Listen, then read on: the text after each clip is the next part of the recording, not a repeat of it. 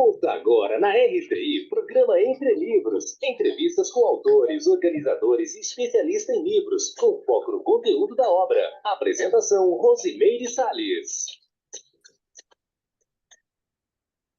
Olá, caro ouvinte da RCI, a você que está nos acompanhando nas redes sociais. Nós estamos também no YouTube, no Facebook e no site Sempre RCI, né? O programa Entre Livros hoje traz uma obra que é um tratado do autor Valdo Vieira, ele que tem aí 50 obras publicadas, é o propositor da Conscienciologia, médico, odontólogo, e a gente vai estar conversando hoje sobre a obra Dicionários de Argumentos da Conscienciologia. Para isso, nós temos como autor convidado Pedro Fernandes, que já esteve aqui em outras oportunidades, né? O Pedro é graduado em Medicina e especialista em Radiologia, e ele também tem, né, as obras Seriexologia e Homolexicógrafos. Então, Pedro, seja muito bem-vindo ao nosso programa.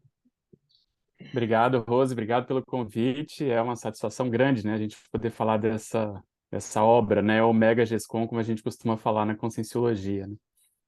Então, Pedro, é um desafio, né, a gente falar de obra do professor Valdo Vieira, né, porque o arcabouço teórico, vivencial, experiencial e de maturidade dele é incomparável, né? Então, eu queria que você, assim, tendo participado, né, dos bastidores dessa obra, participado da revisão, então você conhece com uma certa profundidade, digamos assim, né? Eu queria que você, primeiramente, falasse um pouquinho do histórico, né? Como é que foi o surgimento dessa obra? Assim, de onde o professor Valdo, né, tirou? Como é que foi aí, assim, esses primeiros passos? Bacana, vamos então contextualizar um pouquinho, voltar um pouquinho no tempo, né, ele, desde que mudou para Foz do Iguaçu, no ano 2000, ele vinha preparando, né, até antes disso, a Enciclopédia da Conscienciologia, a enciclopédia que ganhou uma cara, né, um corpo, ela foi crescendo também em termos de seções, aquela forma, aquela chapa que nós utilizamos lá para o verbete. Ele foi, então, amadurecendo isso durante mais de uma década. E para quem não conhece, né, essa chapa, essa forma de fazer conhecimento, né, de disponibilizar conhecimento, de apresentar conhecimento, ela é muito a partir de logias, que nós chamamos, quer dizer, especialidades. Então, é como você olhar, assim, como se você olhasse um problema, né, algum tipo de conhecimento a partir dessas unidades de especialidades, unidades de conhecimento. Então, você confronta o conhecimento com a própria abordagem científica que essas logias proporcionam, né? Cada uma com a sua característica. Então, isso caminhou aí, então, como eu falei, mais de uma década, e aí quando a enciclopédia já estava madura, né? Quando ele já abriu para outros verbetógrafos, outros pesquisadores e pesquisadoras poderem participar, e aquilo foi tomando, né?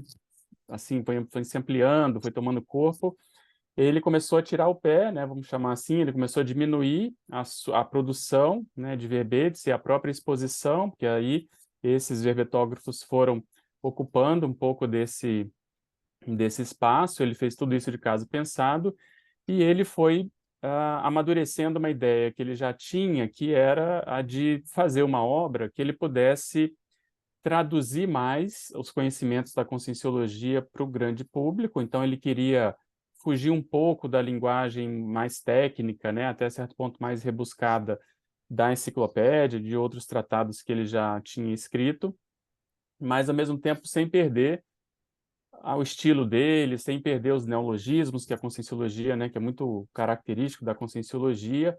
Então, ele foi amadurecendo isso. E a forma que ele pensou de viabilizar isso foi pegando os escritos de pessoas que anotavam tudo que ele falava nas tertúlias, né? Principalmente a gente tem aí a escriba oficial, que é a professora Kátia, né, Aracaki, que sempre anotou muito e tinha, né, milhares de páginas escritas ao longo desses anos todos. 23.000 páginas, Pedro. 23 mil páginas, é uma loucura.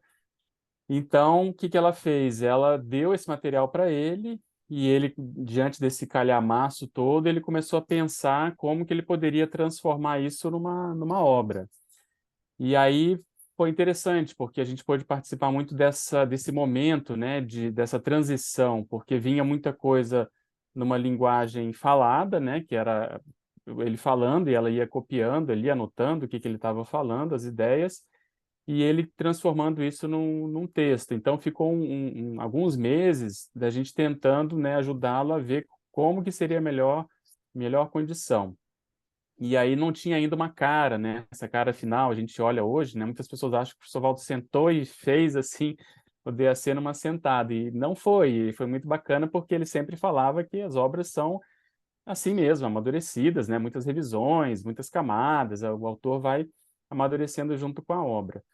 E aí foi isso, quer dizer, a gente foi acompanhando, e não só eu, obviamente, várias pessoas, uma equipe, e ele trazia às vezes isso na própria tertúlia, depois na mini tertúlia também, como que foi essa evolução. E aí, mais para o finalzinho, né, quando a coisa foi ganhando já uma cara, ele quis manter essa abordagem de logias, quer dizer, ele pensou qual seria, assim, uma obra que eu pudesse fazer um grande resumão da Conscienciologia, e aí ele teve a ideia da palavra argumentos, da palavra argumento, argumentologia, de usar isso, e aí ele pediu para a Cris, pediu para a Kátia, pediu para algumas pessoas pesquisarem no Holociclo para ver se já existiam muitos dicionários com argumentos no título, ou dicionários de argumentos, e no Holociclo, que, né, na época já deviam ter mais de 5.000 dicionários, não se encontrou nenhum. E aí, se não me engano, a Kátia procurou na internet, ela achou um dicionário, não sei se foi de literatura, alguma coisa que tinha. E o professor Valdo tinha muito essa tendência de querer preencher as lacunas, né? Aquilo que ele via que faltava em termos de conhecimento, se era uma ideia boa, se valia a pena, se era prioritária, ele tinha essa intenção de fazer isso, né? Por exemplo, né, a Cris estava me contando recentemente que a ideia de, como ele não tinha para pesquisar dicionário de eufemismos, ele pediu isso para a Roseli, né, publicou um dicionário de eufemismos, já com essa ideia de tentar preencher essa lacuna, no caso aí da língua portuguesa, que, né, que realmente é um trafal, né, uma falta muito grande. Então ele pegou essa palavra para estar no título e para resumir esse conjunto de ideias que ele queria, né, dar para o leitor ali, fornecer para o leitor, mas sempre com esse objetivo de ter a manutenção da linguagem técnico-científica da Conscienciologia, mas ao mesmo tempo tentar mostrar isso de uma forma um pouco mais falada mesmo, mais informal, com mais coloquialismos, eventualmente até gírias, ou falando coisas que ele costumava falar nas tertúlias. Então foi esse processo. E aí até adquirir essa forma, né, a gente pode falar mais para frente, demorou um pouquinho, porque foi, né, quando chegou mais para o final, aí a coisa caminhou mais rápido, vamos chamar assim. Ela é um pouco paradoxal, né, no sentido das logias, você está falando das logias, porque é uma obra fácil de ler, no sentido de que ela é leve, ela não é tão... ela é uma linguagem mais acessível, ao mesmo tempo, ele coloca os títulos dos capítulos com as logias em palavrões, vamos dizer assim, né? Exatamente. Excesso de pedais e palavras muito, muito longas, né? Então, assim, você espera encontrar uma obra que seja um pouco mais densa e ela é leve de ler, né? Você quer falar um pouquinho Sim. sobre isso? Sim, exatamente, é paradoxal, né? Então, assim, como você falou, o título, às vezes, da entrada ali do verbete, ele causa um pouco de estranheza. Às vezes você tem que prestar atenção para tentar entender, né, aquela abordagem ali. E depois o texto ele é um pouco mais fluido, porque ele é um pouco mais falado, né? Ele é mais acessível. E aí é interessante que vamos dizer assim, uma das diretrizes que ele pautou logo no início foi, que já vem da enciclopédia, foi de querer justamente manter aquela abordagem mental somática, científica, técnica, para tudo que existe no cosmos. Então, ele começou a criar palavras, principalmente a partir do sufixo logia, né, colocando esse sufixo. Então, um exemplo muito comentado na época é o verbete agachamentologia, por exemplo, que ele queria estudar o agachamento, o efeito do agachamento, né, positivo para a saúde. Então, isso é bacana porque faz as pessoas pensarem que realmente tudo a gente pode olhar com esse olhar, né, mais científico, mais mental somático. E aí, com o tempo, ele foi amadurecendo e querendo enfatizar essa questão, ele resolveu botar a logia em três momentos assim dentro do verbete, né? Isso primeiro no título, como a gente falou, depois no argumento, que é o tipo de argumento que a gente pode explicar mais para frente, quer dizer, qual que é a pegada, né? Qual que é a vertente que aquela página vai ter, ou que aquele escrito vai ganhar. E depois também os subtítulos, né? As epígrafes ali também todas são com logia. Então ele brincava às vezes que era o dicionário das trilogias por causa disso, porque né, a matriz de construção dos verbetes foi pautada nessa condição. E aí, né, já aproveitando esse gancho, a gente pega e nota que ele decidiu, até para tentar ajudar o leitor, tornar um pouco mais acessível, ele fez só um parágrafo por sessão, né? Ele definiu ali 7 sessões, cada uma com um parágrafo, às vezes fica um pouco grande o parágrafo, mas é para tentar não ficar muito, né, embatumado, ele muito denso, e no mínimo 3 páginas, no máximo 3 páginas, e no mínimo 3 linhas por parágrafo. Então ele tinha sempre essas técnicas, né, e essas metrias que ele gostava de utilizar para ajudá-lo até na hora da redação do verbete. Então é bem paradoxal mesmo, porque quando você vence essa barreira, quem não está acostumado, né, das logias, quando você entende o porquê e você vai para o texto, aí você começa né, a entrar mesmo na obra e vamos chamar assim, se deliciar, né, entender os argumentos, entender os exemplos, entender o que ele quer dizer, né? E aí, já que você falou de estrutura, vamos detalhar a estrutura de cada verbete? Vamos sim. Eu não sei se vai aparecer, mas eu tenho um aqui, ó, que acho que dá para ter uma ideia. Quem tá assistindo o vídeo tem condições de ver. Tá. Quem está Então, para quem não tá, na para rádio. quem não está vendo, tem um título, né? Por exemplo, eu peguei aqui o verbete digitaciologia. Então, ele quer falar sobre o processo de digitação. E aí, logo embaixo tem um parênteses com um tipo de argumento, que também, né? Isso foi primeiro ele usou o argumento em si, mas depois, com o tempo, a gente até sugeriu para ele colocar essa palavra argumentum, que vem do latim, né? Argumentum, 2 pontos, e ali ele especificava. E aqui, no caso, ele chamou de comunicológico, então tem a logia no final também. Então, ele está querendo enfatizar essa questão da digitação em termos de comunicação, né? De redação, de escrita de livros. E aí ele tem 7 divisões, quer dizer, introdutorium, enunciatum, premissum, argumentarium, conclusium, complementum e addendum. Então, cada uma dessas divisões contém um parágrafo. Esse parágrafo ele pode conter até uma listagem grande, mas a ideia é essa, que ficasse uma coisa um pouco mais assim clean, né, do ponto de vista da apresentação. E na introdução de cada um desses parágrafos também tem aquela outra logia que eu comentei. Então, só para citar um exemplo, nesse caso ele colocou digitaciologia, argumentum comunicológico. E aí a primeira entrada vem redaciologia, e aí ele explica, o ideal inteligente mais funcional é jamais ler sem anotar, jamais reler os originais escritos sem acrescentar e jamais revisar o texto sem melhorar o conteúdo. A redação cansa, a leitura descansa. Então ele vai falar sobre esse processo realmente né, de escrita.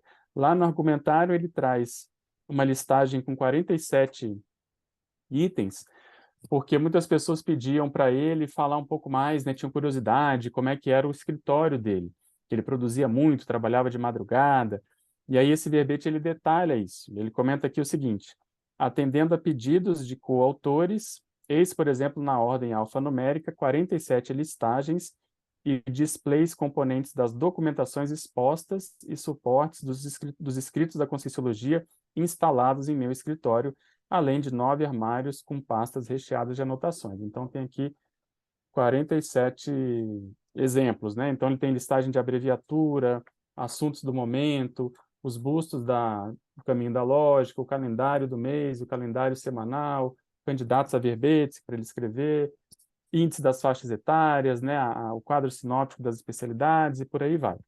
Então, a estrutura, ela tem essa matriz, quer dizer, ela tem uma matriz assim, lá no título de logia, o argumento logia, e aqui do lado também todas as entradas com logia, e aí ele ia, vamos dizer, pegando a ideia e dissecando essa ideia de acordo com essa proposta de uma coisa mais introdutória no início, depois ele fazia um enunciado, e aí vinham os argumentos e assim por diante, até concluir, e quando precisava, tinha ali o adendo no final.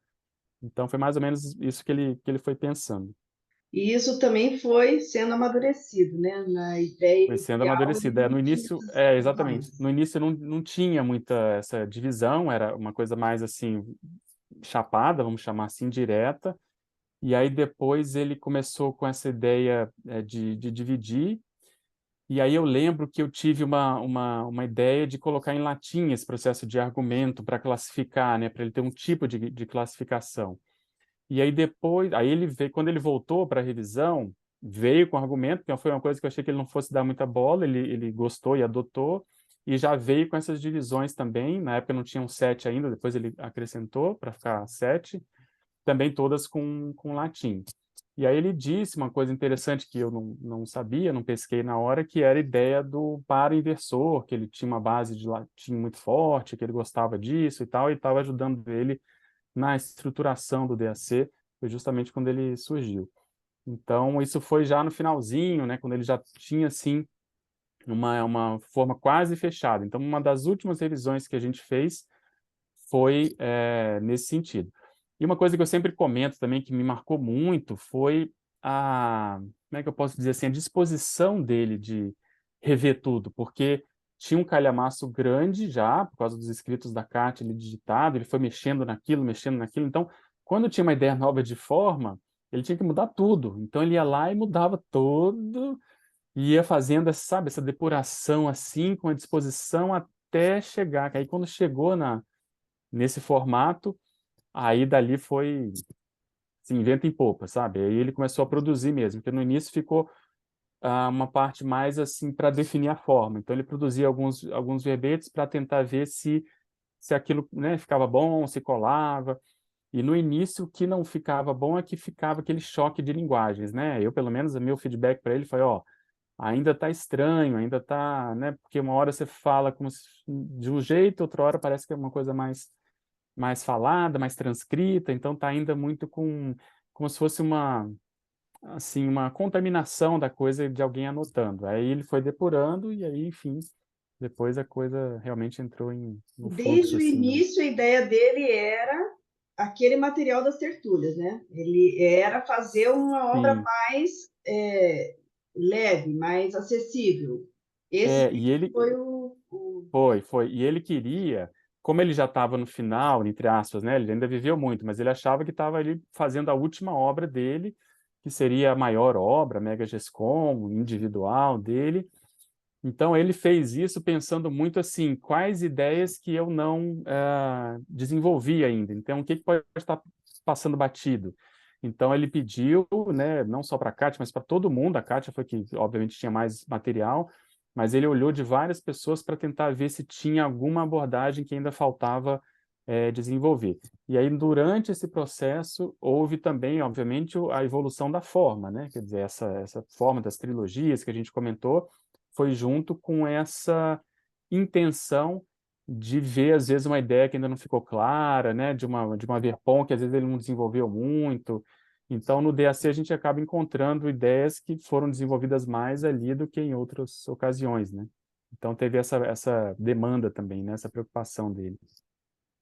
Muito bem, nós estamos aqui conversando com o Pedro Fernandes sobre o Dicionário de Argumentos da Conscienciologia de Valdo Vieira. Nós vamos chamar agora os nossos comerciais, mas a gente espera por você daqui a pouquinho, aqui, no Entre Livros.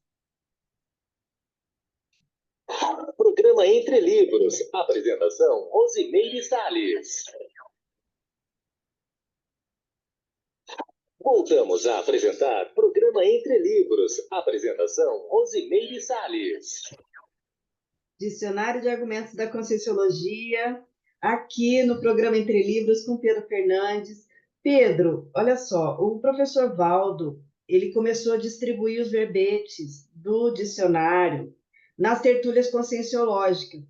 Eu queria que você falasse um pouquinho esse momento dele distribuir, primeiramente, assim, como é que foi, né? E segundo, quando ele começou a distribuir, ele já tinha esse formato ou ele ainda estava amadurecendo e o pessoal que estava nas tertúlias acompanhou essa mudança? Como é que foi? Não, ele foram etapas, né? Essa primeira etapa, que a coisa ainda não tinha uma cara, ele não levou ainda. Então, só quando já tinha essa apresentação é que ele começou a levar. Deve ter tido alguma evolução pequena, numa coisa ou outra, mas pelo que eu lembro, assim, 90% já foi com essa cara que a gente comentou, né? Do título, o argumento e as logias ali. E aí, o bacana é que essa é uma técnica que ele utilizava, que era exatamente de já levar para o debate, né? Não esperar o livro ficar pronto, então ele ia produzindo, ia levando ali junto com os verbetes da tertúlia, no horário ali do almoço, né? Para quem não conhece, e ali ele tinha feedbacks, né? Ele tinha condições de testar, entre aspas, se aquilo estava acessível, se tinha ficado claro, né? Se a linguagem, como é que estava. Então, ele já ia fazendo ali vamos dizer assim, a revisão, a melhoria da apresentação com base nesses feedbacks. Então, era muito bacana porque tinham dois temas, né? Tinha um tema ali da tertúlia, do verbete oficial, da enciclopédia, e começou a ter esses verbetes do professor Valdo também. Então, a tertúlia ganhou uma outra dinâmica, né? Porque às vezes tinha pergunta do verbete, pergunta do dicionário de argumentos, e a coisa foi bem nesse sentido. Então, foi bem assim, ele esperou a coisa entrar naquela velocidade de cruzeiro, quando já tinha uma forma definida, aí ele começou exatamente a levar. E o verbete era disponibilizado online, igual ao verbete da enciclopédia. Exatamente, debate online. E aí, se a gente puder, né, avaliar, assim, a gente vê que é como se houvesse uma evolução da própria forma, né? Quer dizer, são duas chapas, do verbete e do verbete do DAC, do verbete da enciclopédia e do verbete do DAC, com muitas logias, só que são bem diferentes. Ele até chega a citar que a enciclopédia é como se fosse um processo mais analítico, né? Porque ela é muito ampla e muitos detalhes, apesar dos verbetes serem uma pegada um pouco mais sintética, mas eles têm uma argumentação mais, assim, uma seção só para isso, né? E o DAC é uma pegada mais sintética, então ele até fala que é um livro mais das sínteses, então é mais difícil, porque ele não queria deixar passar de 3 páginas exatamente por isso. Então a gente começa a compreender mais, né, como é que o professor Valdo atuava, né, uma experiência muito grande dele sempre tentar inovar naquilo que ele fazia. Então, como ele já tinha, vamos dizer assim, feito muito na enciclopédia, com muito processo de análise, né, assim, com mais de 2.000 temas que ele tinha levado ali, ou ele escreveu sobre isso, ele até escreve isso na entrada do DAC, na introdução, que ali ele teria uma condição assim, de uma liberdade maior, uma liberdade de escrita maior, não tão, vamos dizer assim, restrita, né? Ali a matriz da enciclopédia, que ela tem várias regras. Por exemplo, na enciclopédia ele não se permitia usar ali os parasitas de linguagem, né? O que, o sua, alguma, essas coisas assim. E no DAC ele já abriu isso, já quis trazer essa condição de volta justamente para tentar ficar mais acessível para o grande público. Então, esse modo de escrever de diversas formas é que eu acho bacana, né? E sempre inovando, né? Por mais que ele recupere alguma coisa, ele traz um nível de inovação bem aumentado, bem acentuado, né? A gente teve na semana passada aqui com o Antônio Pitaguari e a Marina Tomás sobre a redação estilística conscienciológica. A Legal, gente conversou um legal. pouquinho sobre o estilo do Valdo Vieira, né?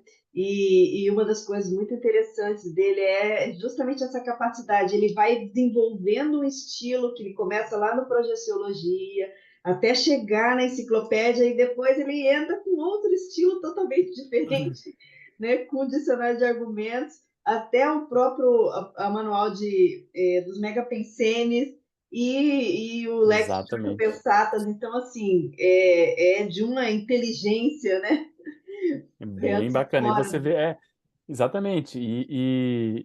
E a intenção por trás é ser mais didático, né? Quer dizer, se a pessoa não gosta de um livro muito técnico, ela tem, né? Vamos supor, o DAC, ela tem ali as mini definições, aqueles livrinhos, ela tem a Nossa Evolução, que é pergunta e resposta, né? Ela tem uma série de possibilidades. Quem é mais da academia, né? Tem o Projeciologia, que é bem, assim, técnico mesmo, enfim, outros tratados. Então, eu concordo, é muito interessante analisar essa evolução, né?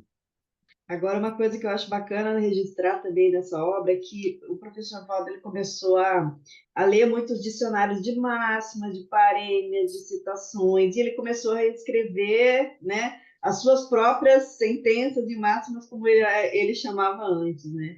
E até ele criar esse nome Pensatas, né?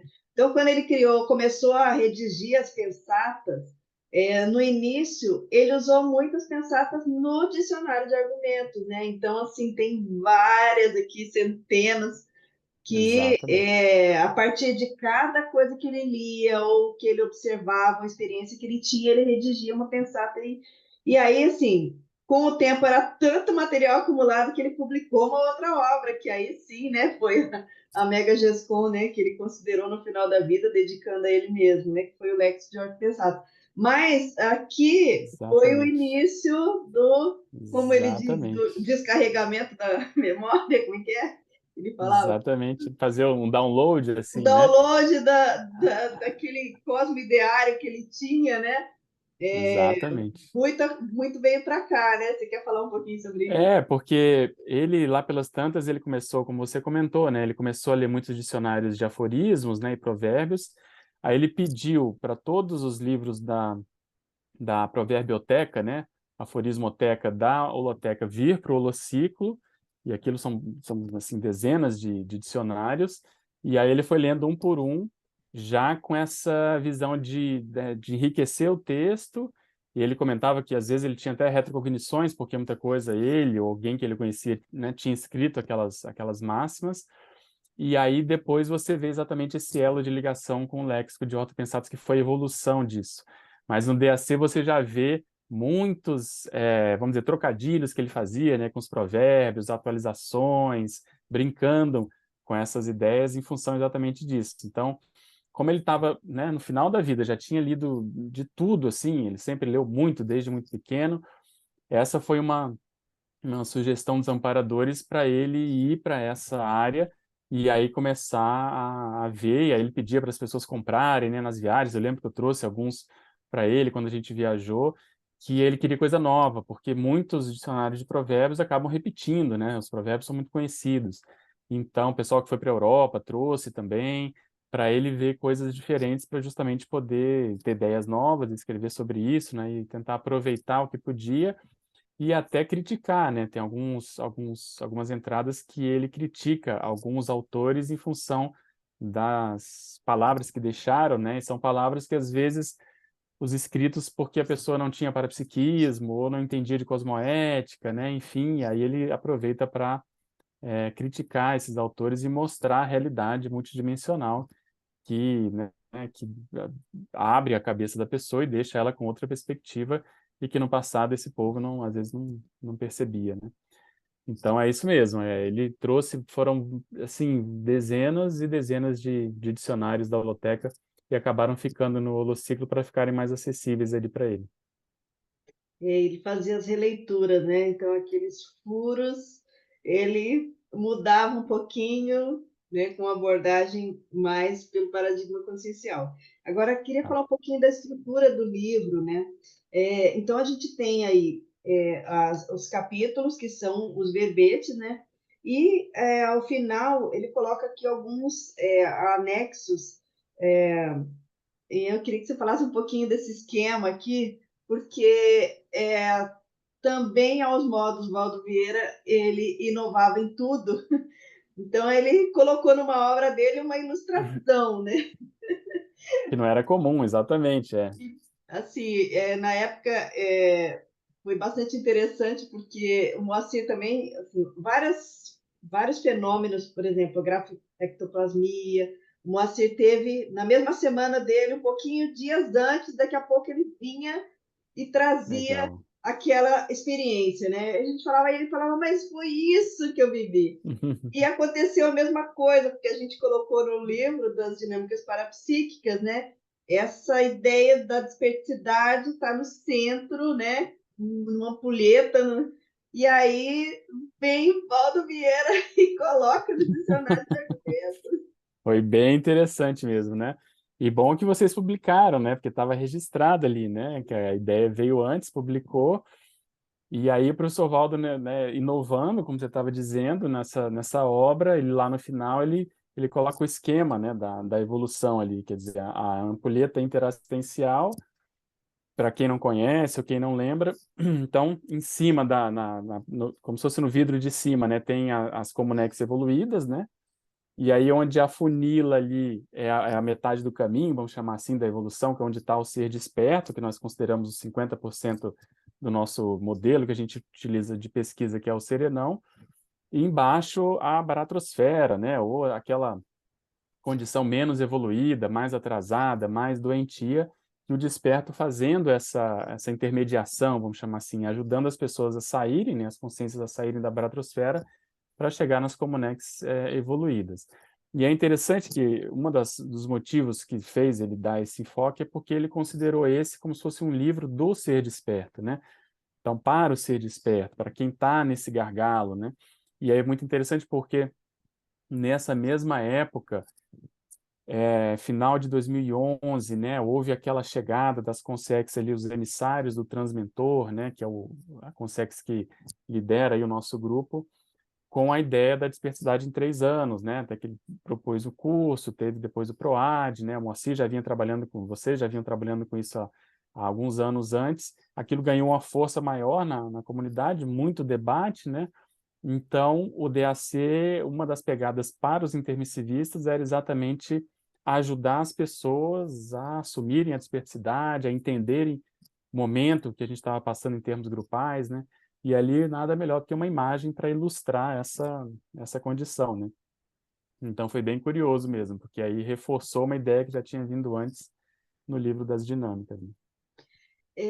Teve algum capítulo específico que ele assim trouxe alguma coisa assim diferente ou que ele relatou que aquilo tinha um nível de relevância maior? Tinha alguma, vamos dizer, não vou dizer preferência, mas assim, algumas coisas que você considera mais importantes na obra ou realmente foi um conjunto assim de, de Tem, ideias e de experiências? sim. Eu acho que o conjunto, sem dúvida, ele é muito, assim, diferente, mas tem algumas coisas que chamam atenção. Então, ele tem um verbete que, se não me engano, chama Legadologia, é esse nome mesmo, em que ele teve a visita de uma serenona, né, da monja, e que fala para ele que isso que essa geração está fazendo nunca tinha sido feito antes na história, né, da humanidade. Então, e ela fala, nem mesmo os serenões, que você chama de serenões, essas personalidades mais evoluídas, deixaram um legado como você e a sua equipe estão deixando, né? E aí ele comenta muito da nossa responsabilidade, né, como um grupo, de parar e pensar sobre esse fenômeno que aconteceu, quer dizer, a vinda de uma serenona para mostrar isso, né? Principalmente enquanto a gente ainda está aqui na dimensão humana, né? Porque depois, muitas vezes, quando a gente dessoma, né, o corpo falece, a gente vai para outra dimensão, a gente às vezes, né, pode ter essa ideia, né? Mas o bacana é você ter esse feedback aqui. Então, eu considero esse um dos grandes assim, verbetes, né? Acho que é muito bacana. Alguns outros marcantes que eu sempre cito também, pelo menos para mim, são marcantes, é quando ele fazia ali como se fosse o registro histórico de momentos da CCCI. Então, eu lembro que até recentemente comentei sobre isso num Epicentrismo em Debate, quando uma outra Consex pediu, o Magister falou para ele reunir as pessoas da comunidade e para se estudar em grupo os exemplos da comunidade, né? Então ele tem um verbete chamado exemplarismologia, em que ele cita exatamente isso que aconteceu, quer dizer, a reunião e ali as pessoas que eram especialistas em determinadas áreas específicas que foram nomeadas, e aí tem o nome das pessoas num verbete, que também é uma coisa bem diferente, né?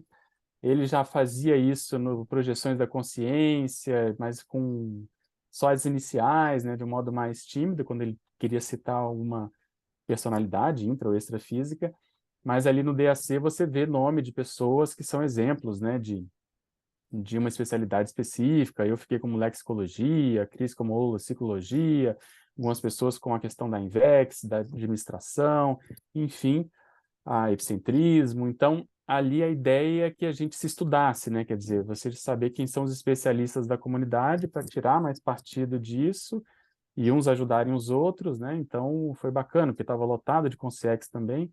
Então, isso também é um verbete bem marcante, né? Que eu costumo citar. Agora, aquelas insinuações serenológicas também foram de bastante impacto para a CCTI, né?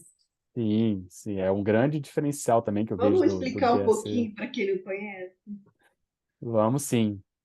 Então, na introdução, ele teve a ideia de, como ele estava tendo muito fenômeno, né, avançado, que nós chamamos de extrapolação, né?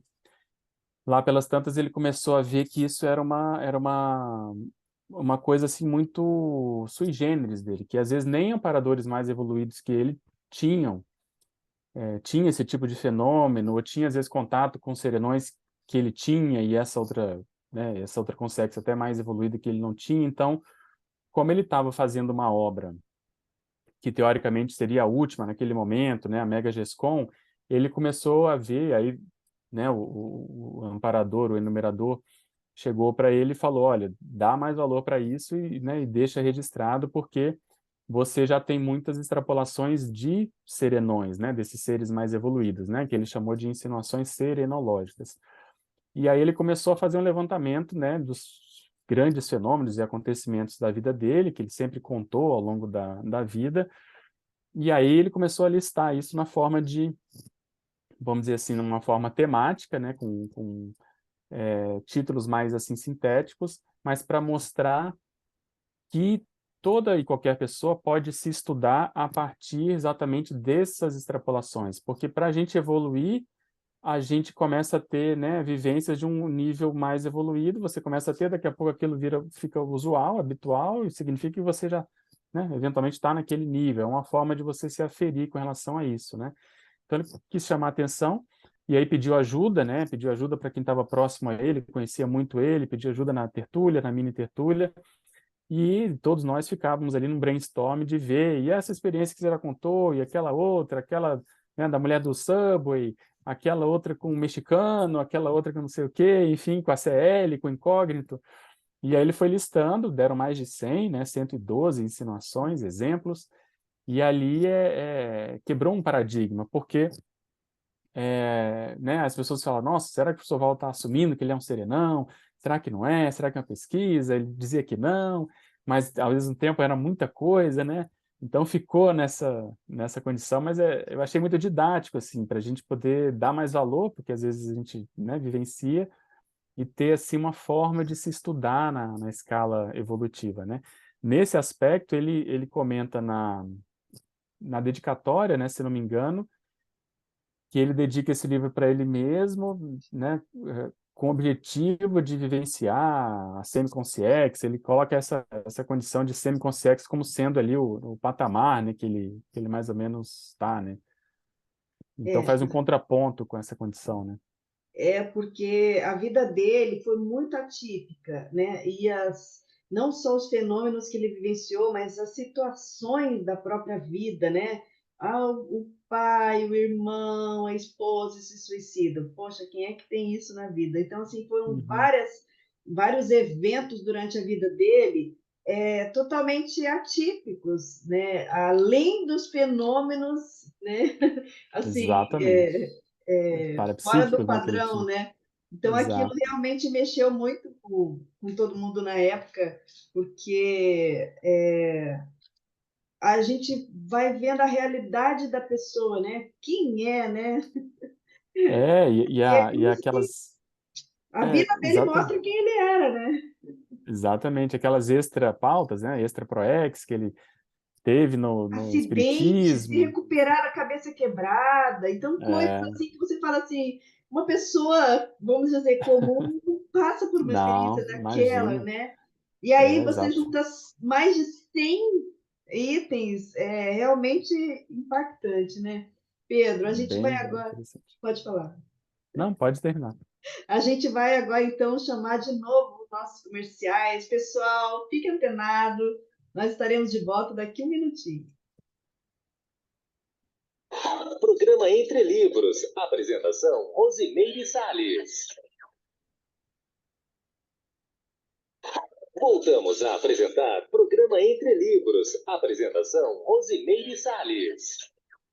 Programa Entre Livros, entrevistando hoje Pedro Fernandes sobre a obra Dicionário de Argumentos da Conscienciologia, de Valdo Vieira.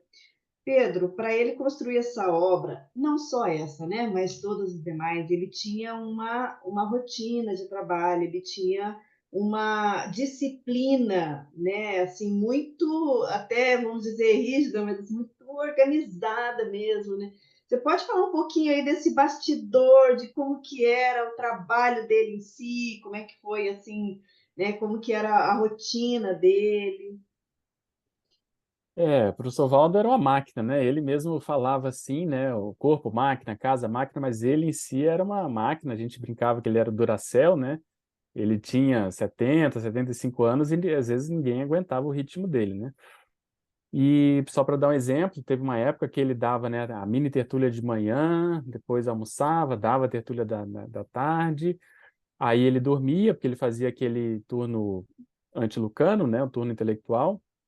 Então ele distribuía o horário do dia em 4 momentos de sono, né? O principal dele ali de 7 à meia-noite, 7 à 1 da manhã. Então ele trabalhava muito de madrugada, que ele sempre disse que era o melhor momento, porque ele ficava mais sozinho, era mais silencioso, era mais fresco, não tinha barulho, ele ficava mais com os amparadores também.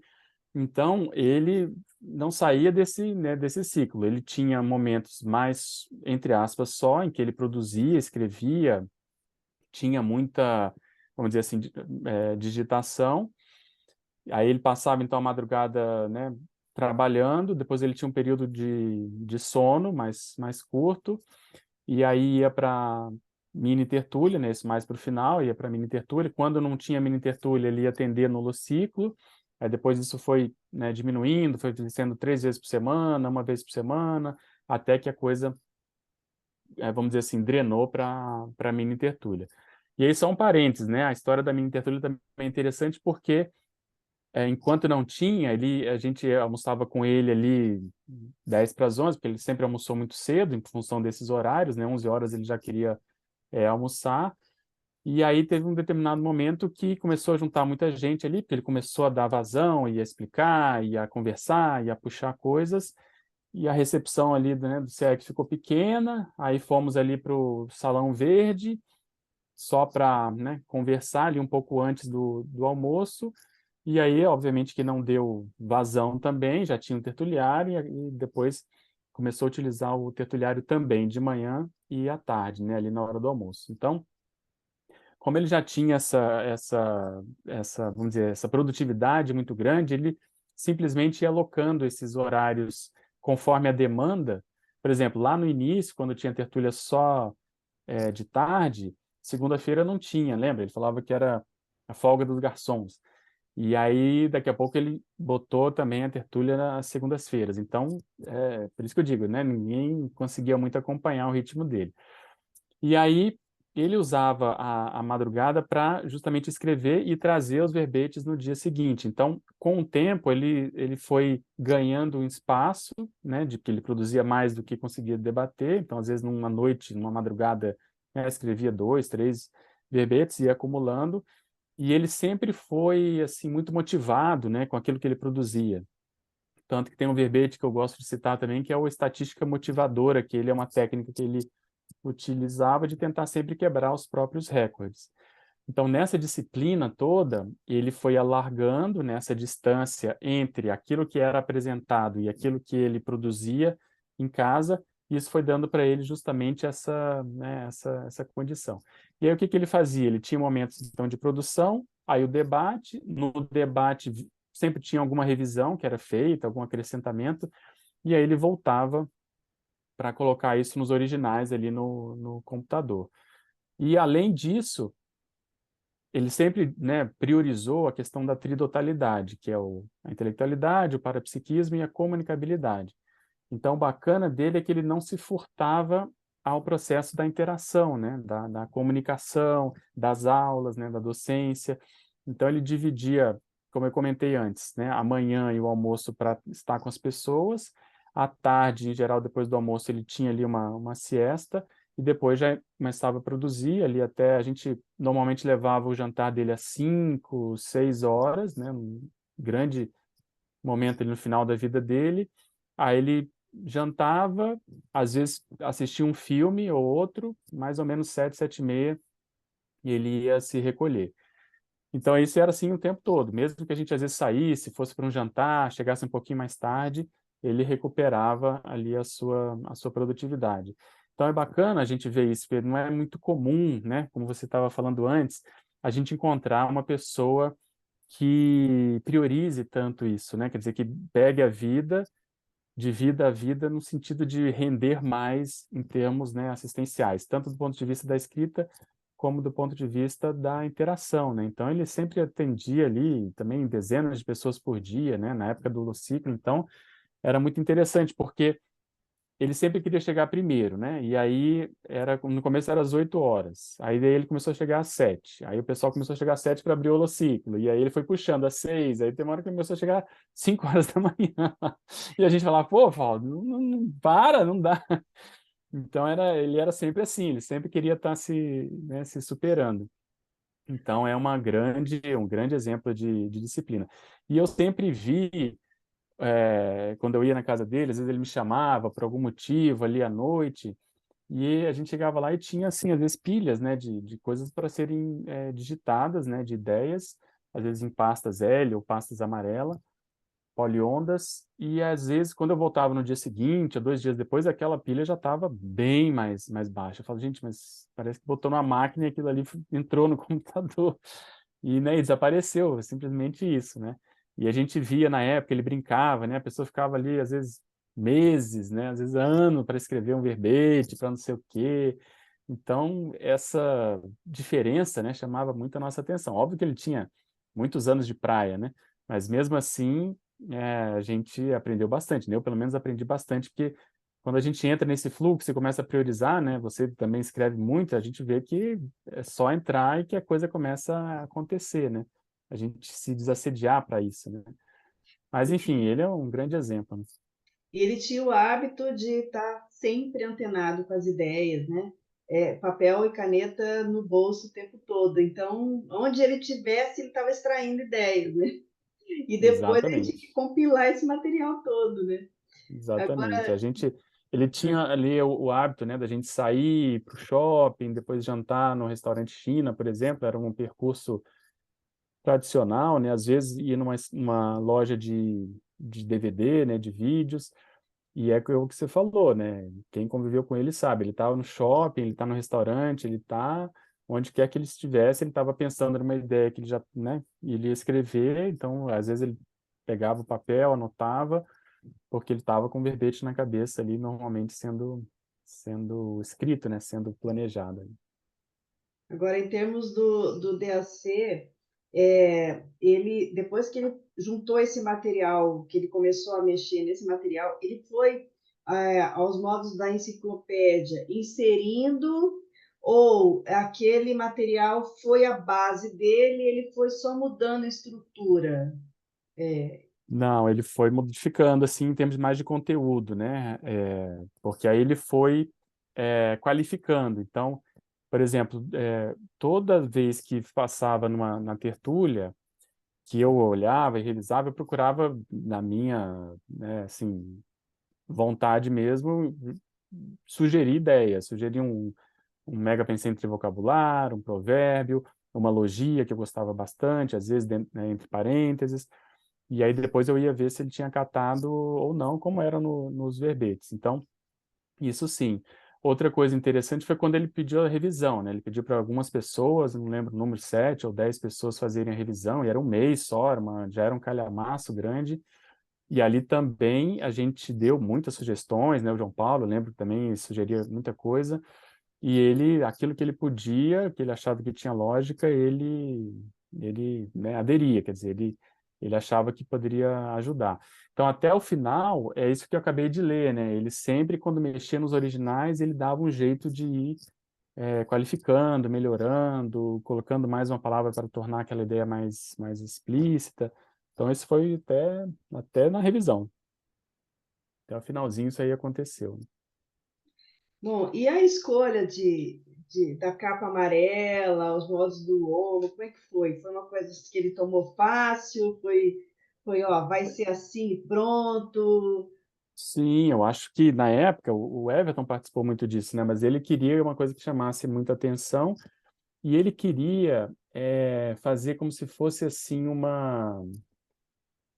como se fosse uma celebração, uma homenagem ao Mental Soma, às ideias, porque ele sempre falou que o Mental Soma é amarelo, né? Porque quando você está fora do corpo de Mental Soma é como se fosse assim, uma esfera de luz, né?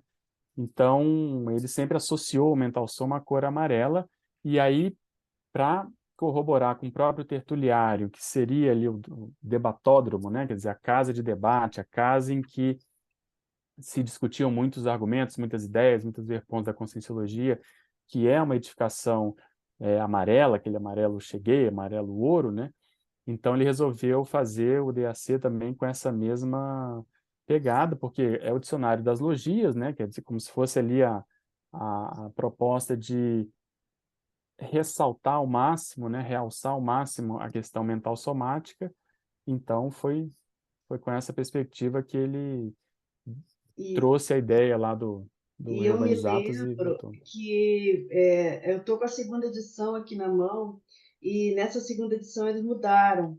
Mas a primeira edição tinha uma página para cada IC, e cada IC ficou Sim, responsável de fazer a sua página, né? É uma pena que não está mais aqui, mas eu lembro exatamente. disso na segunda edição. E tem, assim, eu acho que uma das coisas mais importantes desse livro é o texto do final, que por acaso é meu.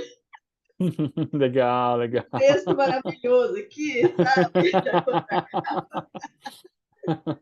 Então, assim, Bacana. para mim foi assim muito gratificante, muito importante, né? O texto do léxico e o texto do dicionário de argumentos fui eu que redigi. Então faz parte, eu faço parte aqui Bacana. dessa obra de Sim, alguma forma. entrou na obra. Que Cabotinismo, legal. agora o egão subiu, né? Ah, bacana, que Mas a gente bacana. fica satisfeito, né, de saber que a gente tem uma E parcelinha, né, Pedro? contribuiu, Igual você, claro. é o seu Sim. papel nessa obra, né? É o meu no léxico, né? Assim, puxa, o privilégio de ter sido a única a trabalhar com ele, né? Então, assim, Uhum. a gente saber que tá de alguma forma junto, né? Vamos dizer assim, para a eternidade, grafado numa obra, né? É assim muito importante mesmo. E muitas foram as pessoas, né, Pedro, que ajudaram, né? No caso aqui Sim. foram umas 12 pessoas mais ou menos que fizeram a revisão, né? E aí teve mais equipe que. Sim, ele sempre trabalhou muito com equipe, né? E ele procurava treinar, né? Quer dizer, formar a pessoa. Pegava os mais veteranos, e sempre pegava um ou outro que estava começando para testar, né, a pessoa e dar feedback. E às vezes o pessoal achava que era fácil, né? Mas ele vinha, ele criticava a hiperrevisão, né? Ele sempre mostrava aquilo que a gente tinha feito de over, vamos chamar assim, né? De excesso. E às vezes criticava a letra do outro, a letra muito pequenininha, não dá para entender nada. Então, assim, era uma conscienciometria que era feita a partir da revisão, que é o que é mesmo, né? Quer dizer, ele está sendo analisado, né? As ideias dele, o modo de expressar, as palavras, etc., que a gente está revisando e ajudando, e o revisor também está sendo analisado ali né, com os feedbacks. Então, a gente aprende bastante, né? Na época, eu lembro, algumas pessoas não se engataram, né? Não se engajaram nessa condição, ou porque não gostaram das críticas, ou porque não tinham fôlego, né? Porque tinha um prazo ali de um mês e tal, e aí não conseguiam, ou recusavam, ou pegaram uma vez só e não queriam mais. E eu sempre achei isso uma falta de oportunidade, né? De senso de oportunidade ali, de poder aprender mais com quem sabe, né? Com quem tinha ali décadas de experiência, né? Agora, Então isso é bem bacana.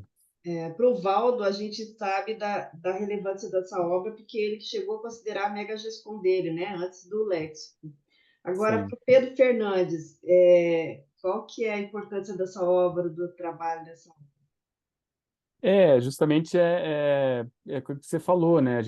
Eu aprendi demais, né? Aprendi em todos os sentidos. Primeiro, a desdramatizar essa questão de ter que refazer, né? Enquanto você não está satisfeito com o formato que a sua obra tem, né? A chapa, que seja, o modo de apresentação, tem que suar mesmo, tem que voltar, tem que ter esforço, né? Então, as ideias exigem isso, né? Que a gente demande mais, que a gente pare, se esforce, revise, revise, revise.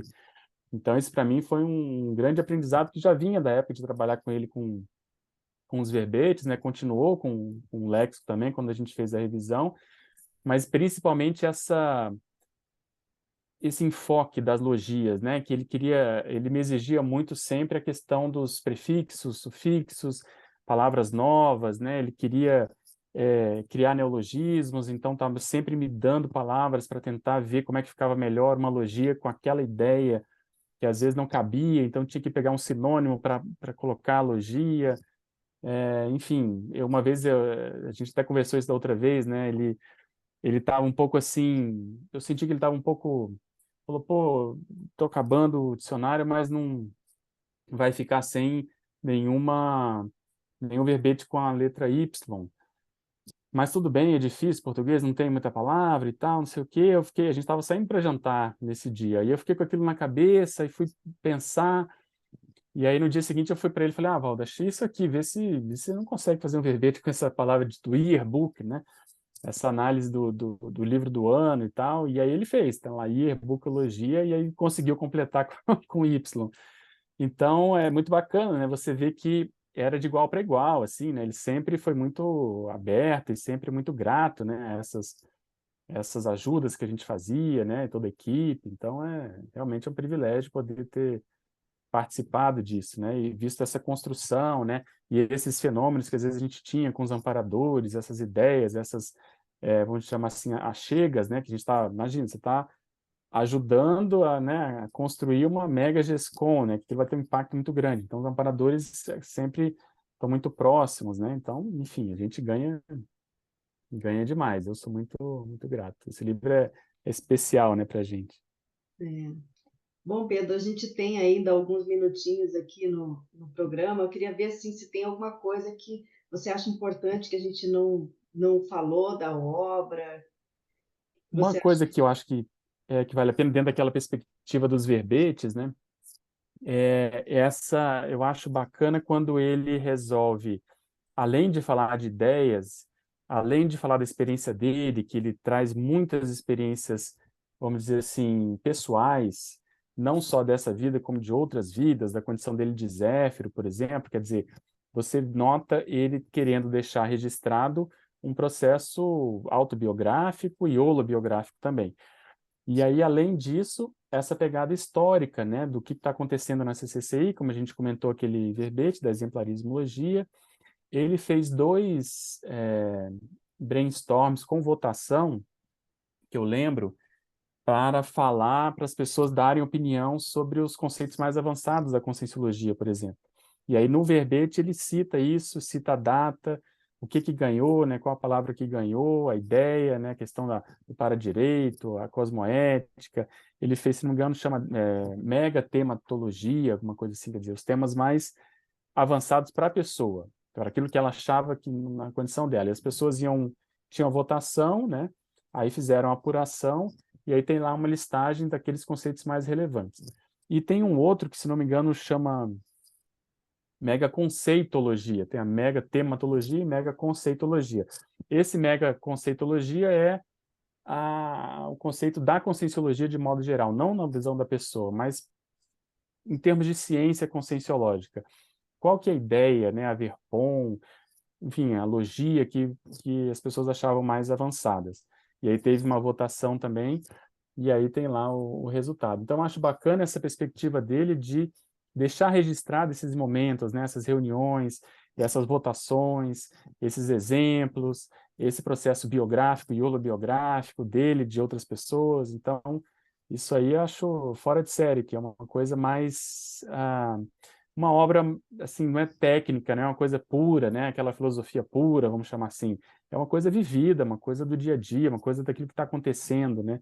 Então, essa construção eu acho muito, muito bacana. E, às vezes, no próprio léxico, a gente vê uma ou outra entrada com um pouco dessa pegada também, mas menos, né? E no DAC ele utilizou mais essa estratégia. Então, isso aí, para mim, é bem relevante. Agora, o que você deixaria aí de mensagem para o pessoal que está acompanhando a gente com relação ao dicionário de argumentos da Conscienciologia? Olha, acho que é uma obra imperdível, porque ali é um resumo da Conscienciologia, e uma Conscienciologia, vamos chamar assim, atualizada, né? Avançada. Então, vale a pena quem não conhece, né, adquirir, ouvir ao CAEC para pesquisar nessa obra, porque ali tem coisas que você vai encontrar desde, como eu comentei, do agachamento, coisas do dia a dia, do cotidiano, coisas da nossa história e ideias bastante avançadas, realmente transcendentes. Então, é uma obra assim muito peculiar, né? Como a gente comentou no início, quer dizer, paradoxal no sentido da apresentação, às vezes vocês vão ver palavras enormes, mas se você vai decompondo as palavras, você compreende, e aí depois na escrita um nível de acesso maior, né? Dentro das possibilidades, né? Que a ideia exige. Então eu acho assim uma obra muito rica nesse sentido, né? Tanto do estilo, né? Do conteúdo, da forma e o resultado final que ela teve. Então eu sou suspeito, mas acho que imperdível. Então, a gente deixa vocês aí o convite, né? A obra está disponível em PDF, mas ela também está no site do Shopcons, na Epígrafe Livraria, se você quiser adquirir. E a gente agradece já então, Pedro, a você por estar novamente aqui com a gente, dividindo aí as suas experiências, as suas curiosidades, né? Esses bastidores aí sobre a obra. Agradecemos também a você que estiveram aí, né? Vocês que estiveram nos acompanhando e sábado que vem estaremos aqui novamente. Tchau, tchau, pessoal. Tchau, obrigado e até a próxima.